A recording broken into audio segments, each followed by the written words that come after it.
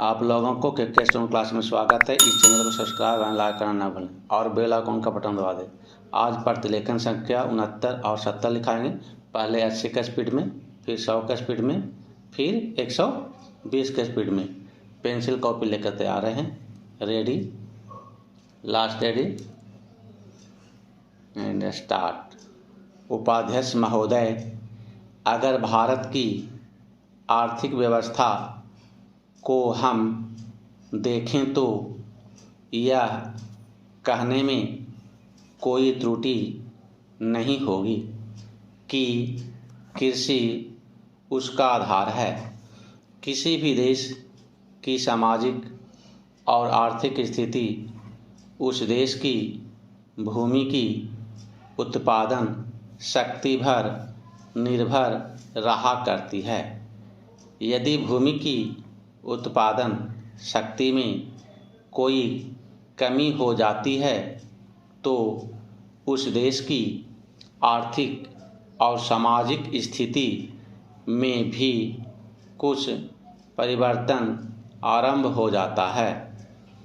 कृषि भारत के लिए एक आर्थिक व्यवस्था ही नहीं है, यह एक संस्कृति भी है।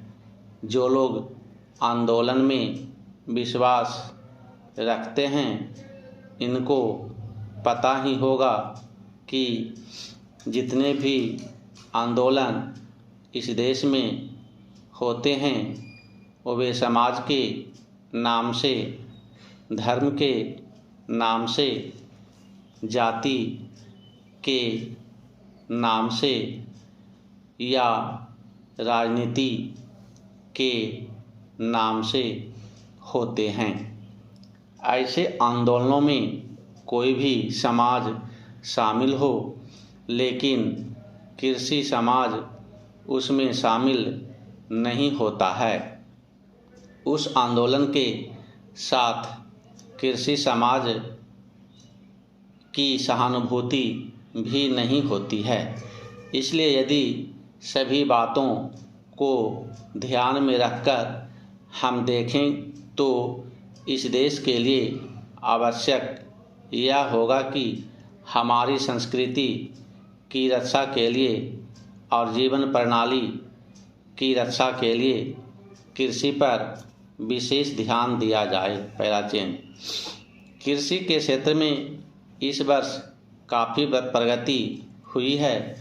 यदि आप 1801 से 1901 तक का काल देखें तो आप देखेंगे कि हमारे देश में 31 अकाल पड़े, जिनमें 4 करोड़ लोग मरे।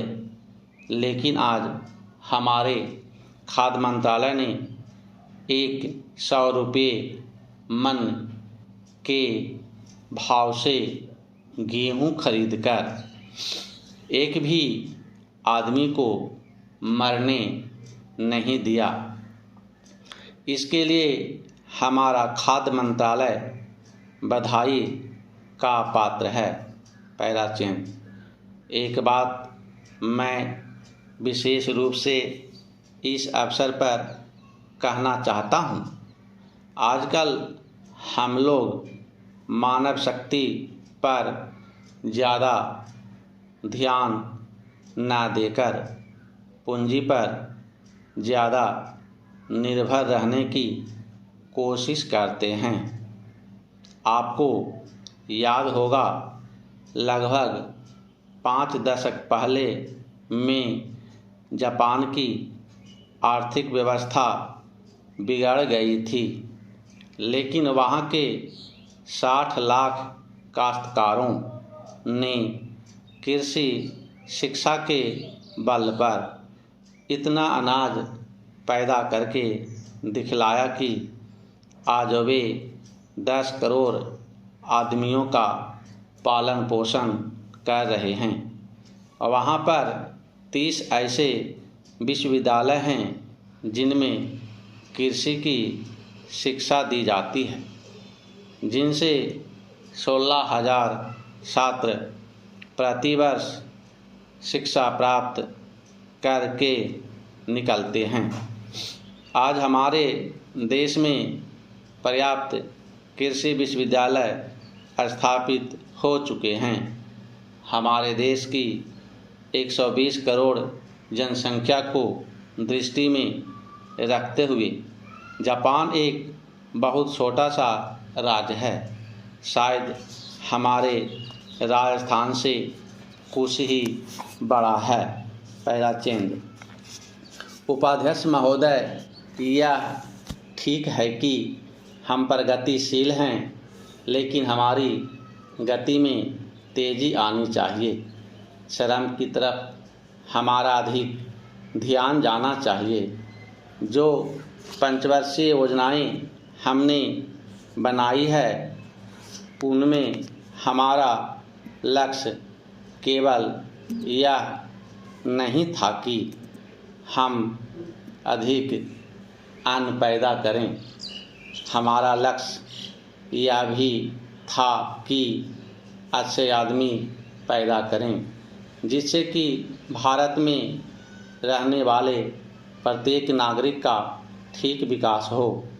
मैं इस बात से सहमत हूँ कि राज्यों में जहाँ बहुमत के आधार पर विरोधी दलों की सरकारें हैं, उनको तोड़ने का अधिकार केंद्र को नहीं होना चाहिए।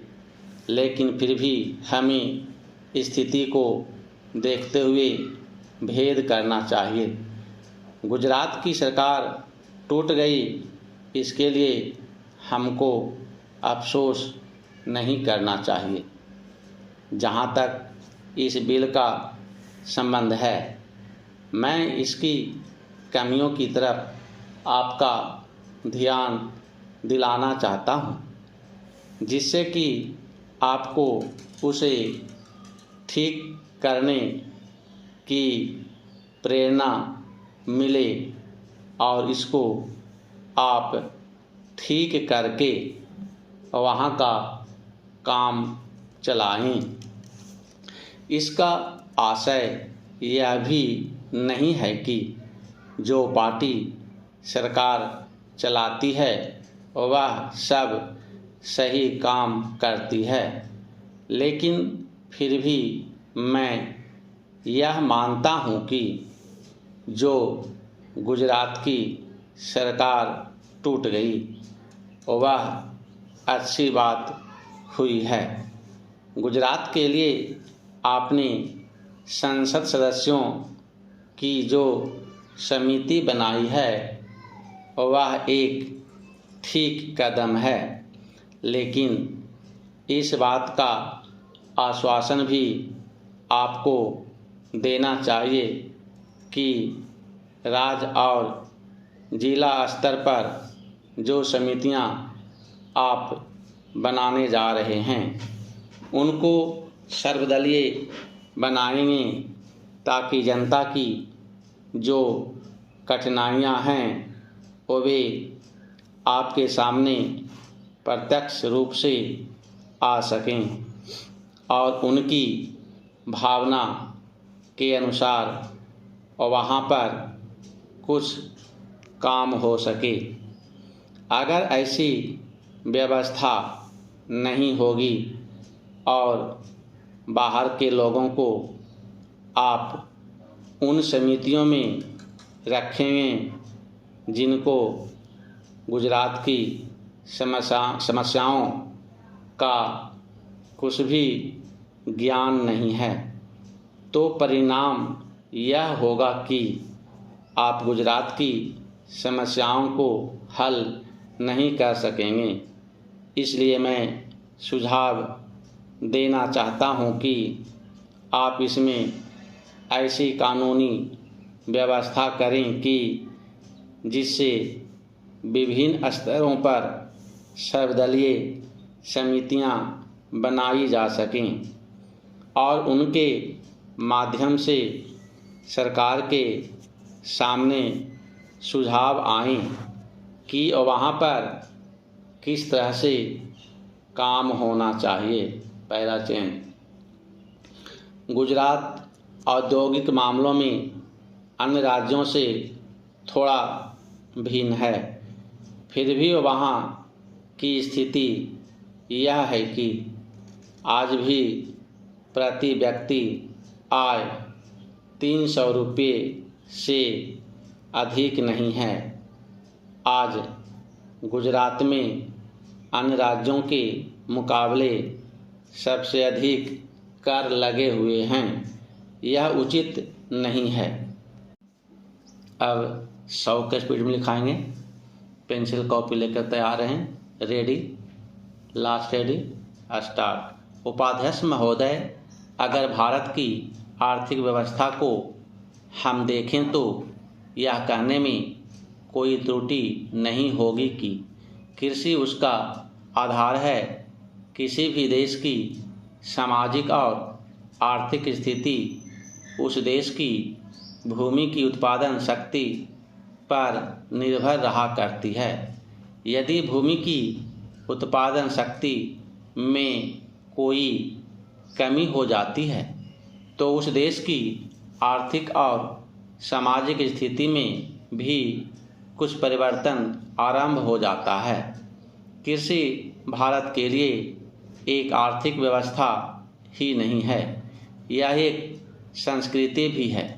जो लोग आंदोलन में विश्वास रखते हैं इनको पता ही होगा कि जितने भी आंदोलन इस देश में होते हैं वे समाज के नाम से, धर्म के नाम से, जाति के नाम से या राजनीति के नाम से होते हैं। ऐसे आंदोलनों में कोई भी समाज शामिल हो लेकिन कृषि समाज उसमें शामिल नहीं होता है। उस आंदोलन के साथ कृषि समाज की सहानुभूति भी नहीं होती है। इसलिए यदि सभी बातों को ध्यान में रखकर हम देखेंगे तो इस देश के लिए आवश्यक यह होगा कि हमारी संस्कृति की रक्षा के लिए और जीवन प्रणाली की रक्षा के लिए कृषि पर विशेष ध्यान दिया जाए। प्राचीन कृषि के क्षेत्र में इस वर्ष काफ़ी प्रगति हुई है। यदि आप 1801 से 1901 तक का काल देखें तो आप देखेंगे कि हमारे देश में 31 अकाल पड़े जिनमें 4 करोड़ लोग मरे। लेकिन आज हमारे खाद्य मंत्रालय ने 100 रुपये मन के भाव पर गेहूं खरीदकर एक भी आदमी को मरने नहीं दिया।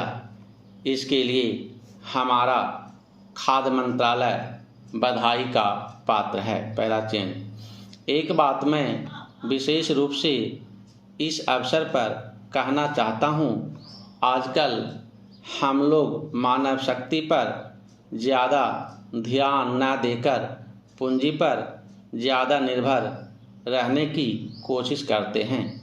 आपको याद होगा लगभग 5 दशक पहले में जापान की आर्थिक व्यवस्था बिगड़ गई थी, लेकिन वहाँ के 60 लाख काश्तकारों ने कृषि शिक्षा के बल पर इतना अनाज पैदा करके दिखलाया कि आज वे 10 करोड़ आदमियों का पालन पोषण कर रहे हैं। वहाँ पर 30 ऐसे विश्वविद्यालय हैं जिनमें कृषि की शिक्षा दी जाती है, जिनसे 16,000 छात्र प्रति वर्ष शिक्षा प्राप्त करके निकलते हैं। आज हमारे देश में पर्याप्त कृषि विश्वविद्यालय स्थापित हो चुके हैं। हमारे देश की 120 करोड़ जनसंख्या को दृष्टि में रखते हुए जापान एक बहुत छोटा सा राज्य है। शायद हमारे राजस्थान से कुछ ही बड़ा है। पहला चेंज उपाध्यक्ष महोदय, यह ठीक है कि हम प्रगतिशील हैं, लेकिन हमारी गति में तेज़ी आनी चाहिए। श्रम की तरफ हमारा अधिक ध्यान जाना चाहिए।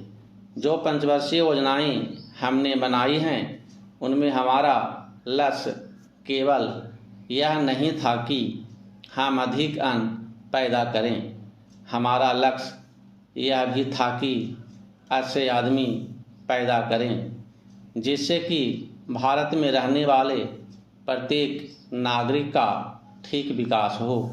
मैं इस बात से सहमत हूँ कि राज्यों में जहाँ बहुमत के आधार पर विरोधी दलों की सरकारें हैं, उनको तोड़ने का अधिकार केंद्र को नहीं होना चाहिए, लेकिन फिर भी हमें स्थिति को देखते हुए भेद करना चाहिए। गुजरात की सरकार टूट गई, इसके लिए हमको अफसोस नहीं करना चाहिए। जहाँ तक इस बिल का संबंध है, मैं इसकी कमियों की तरफ आपका ध्यान दिलाना चाहता हूँ, जिससे कि आपको उसे ठीक करने की प्रेरणा मिले और इसको आप ठीक करके वहाँ का काम चलाएं। इसका आशय यह भी नहीं है कि जो पार्टी सरकार चलाती है वह सब सही काम करती है, लेकिन फिर भी मैं यह मानता हूँ कि जो गुजरात की सरकार टूट गई वह अच्छी बात हुई है। गुजरात के लिए आपने संसद सदस्यों की जो समिति बनाई है वह एक ठीक कदम है, लेकिन इस बात का आश्वासन भी आपको देना चाहिए कि राज्य और जिला स्तर पर जो समितियां आप बनाने जा रहे हैं उनको सर्वदलीय बनाएंगे, ताकि जनता की जो कठिनाइयां हैं वे आपके सामने प्रत्यक्ष रूप से आ सकें और उनकी भावना के अनुसार वहाँ पर कुछ काम हो सके। अगर ऐसी व्यवस्था नहीं होगी और बाहर के लोगों को आप उन समितियों में रखेंगे जिनको गुजरात की समस्याओं का कुछ भी ज्ञान नहीं है, तो परिणाम यह होगा कि आप गुजरात की समस्याओं को हल नहीं कर सकेंगे। इसलिए मैं सुझाव देना चाहता हूं कि आप इसमें ऐसी कानूनी व्यवस्था करें कि जिससे विभिन्न स्तरों पर सर्वदलीय समितियां बनाई जा सकें और उनके माध्यम से सरकार के सामने सुझाव आएं कि वहाँ पर किस तरह से काम होना चाहिए। पहला चयन, गुजरात औद्योगिक मामलों में अन्य राज्यों से थोड़ा भिन्न है, फिर भी वहाँ की स्थिति यह है कि आज भी प्रति व्यक्ति आय 300 रुपये से अधिक नहीं है।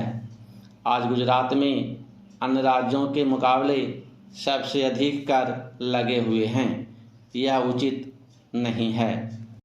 अब 120 की स्पीड में लिखाएंगे। पेंसिल कॉपी लेकर तैयार हैं। Ready, last ready, start. उपाध्यक्ष महोदय, अगर भारत की आर्थिक व्यवस्था को हम देखें तो यह कहने में कोई त्रुटि नहीं होगी कि कृषि उसका आधार है। किसी भी देश की सामाजिक और आर्थिक स्थिति उस देश की भूमि की उत्पादन शक्ति पर निर्भर रहा करती है। यदि भूमि की उत्पादन शक्ति में कोई कमी हो जाती है तो उस देश की आर्थिक और सामाजिक स्थिति में भी कुछ परिवर्तन आरंभ हो जाता है।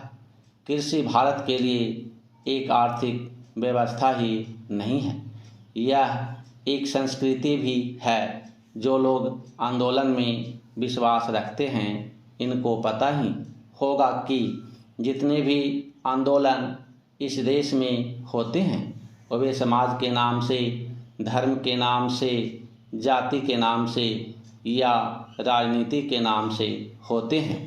ऐसे आंदोलनों में कोई भी समाज शामिल हो, लेकिन कृषि समाज उसमें शामिल नहीं होता है। उस आंदोलन के साथ कृषि समाज की सहानुभूति भी नहीं होती है। इसलिए यदि सभी बातों को ध्यान में रखकर हम देखें तो इस देश के लिए आवश्यक यह होगा कि हमारी संस्कृति की रक्षा के लिए और जीवन प्रणाली की रक्षा के लिए कृषि पर विशेष ध्यान दिया जाए। पैराचेंज।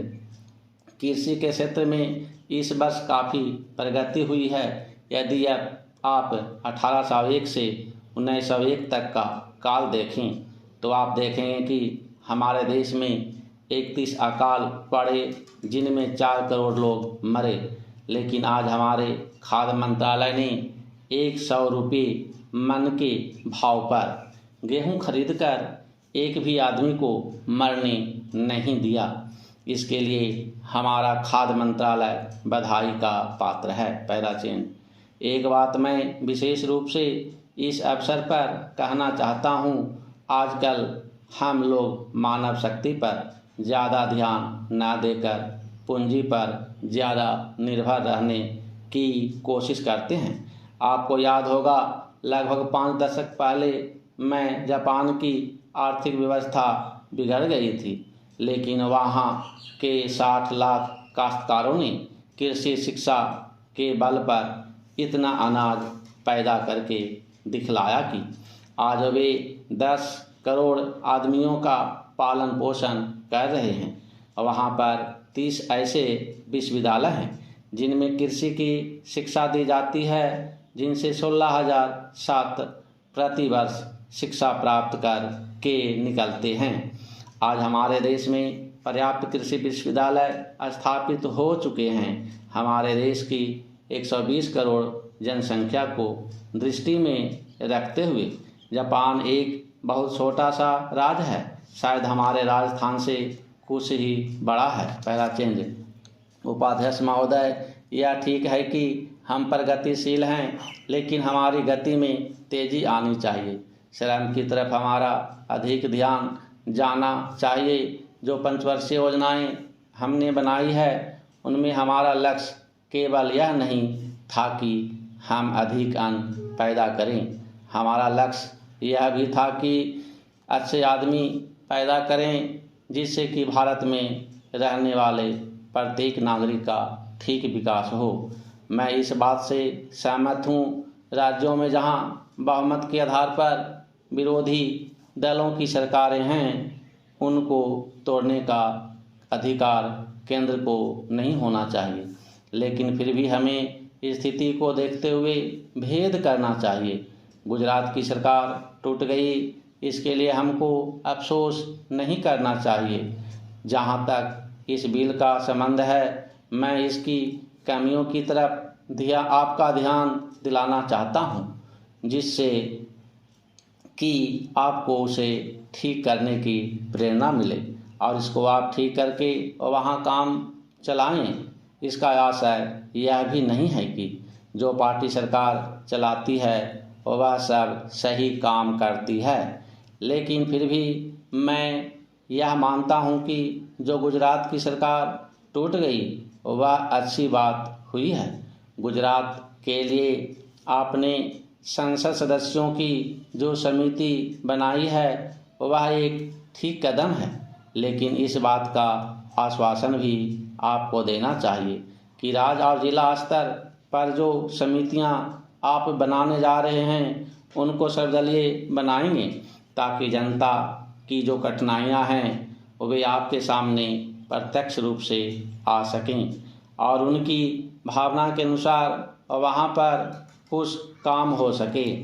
अगर ऐसी व्यवस्था नहीं होगी और बाहर के लोगों को आप उन समितियों में रखेंगे जिनको गुजरात की समस्याओं का कुछ भी ज्ञान नहीं है, तो परिणाम यह होगा कि आप गुजरात की समस्याओं को हल नहीं कर सकेंगे। इसलिए मैं सुझाव देना चाहता हूं कि आप इसमें ऐसी कानूनी व्यवस्था करें कि जिससे विभिन्न स्तरों पर सर्वदलीय समितियां बनाई जा सकें और उनके माध्यम से सरकार के सामने सुझाव आएं कि वहाँ पर किस तरह से काम होना चाहिए। पहला चेंज, गुजरात औद्योगिक मामलों में अन्य राज्यों से थोड़ा भिन्न है, फिर भी वहाँ की स्थिति यह है कि आज भी प्रति व्यक्ति आय 300 रुपये से अधिक नहीं है। आज गुजरात में अन्य राज्यों के मुकाबले सबसे अधिक कर लगे हुए हैं। यह उचित नहीं है